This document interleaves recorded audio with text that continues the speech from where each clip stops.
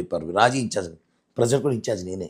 అవునా? ఇంకా ఇన్ఛార్జ్ పార్టీలో నేను ఇన్ఛార్జ్గా కొనసాగుతున్నా, ఉమ్, ఇన్ఛార్జ్గా ఉన్నా. ఎమ్మెల్యే గారు ఉన్నారు కూడా, కానీ ఇన్ఛార్జీలు మీరు టీడీపీలో కూడా చూసుంటారు, ఎమ్మెల్యే ఉన్నా ఇన్ఛార్జీలు ఉంటారు. అవును, ఇన్ఛార్జ్గా ఉన్నా నేను. ఇంకా మాజీ కాల. అవునా? మాజీ ఎప్పటికీ కాను జనసేనలో. ఉమ్. అది సో గుర్తుపెట్టు. ఎప్పటికీ జనసేన తర్వాత ఇన్ఛార్జే.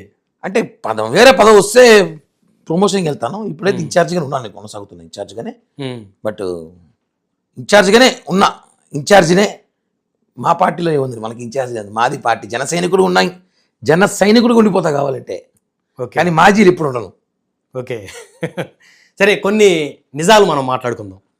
పబ్లిక్లో కూడా మీ గురించి తెలియాల్సినటువంటి కొన్ని నిజాలు, అన్ని నిజాలు చెప్తుంటే అడుగుతాను నేను. భగవద్గీత లేవు కదా ఇక్కడ ఏమి. అంటే ఉంటే ప్రమాణం చేసి నిజమే చెప్తారా?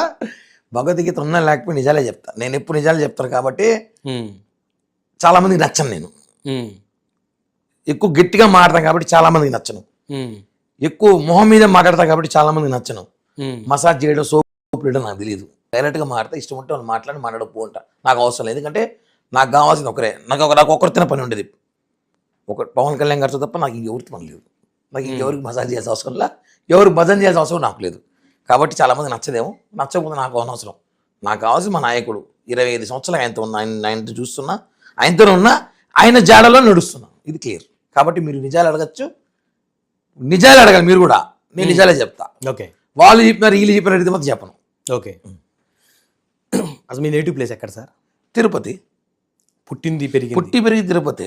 పుట్టింది తిరుపతి, పెరిగింది తిరుపతి, చదువుకుంది కూడా తిరుపతి. ఓకే. కిరణ్ రాయల్, ఈ రాయల్ మీరు పెట్టుకున్నారా లేకపోతే బై బర్తా?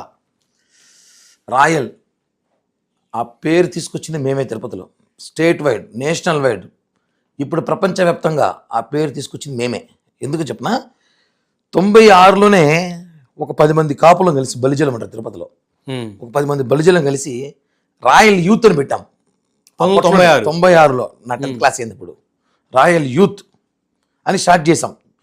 చూడాలన్నది సినిమా రిలీజ్ టైంలో. రాయల్ యూత్ అని పెద్ద హోర్డింగ్స్, బ్యానర్లు అంతా వేశారు.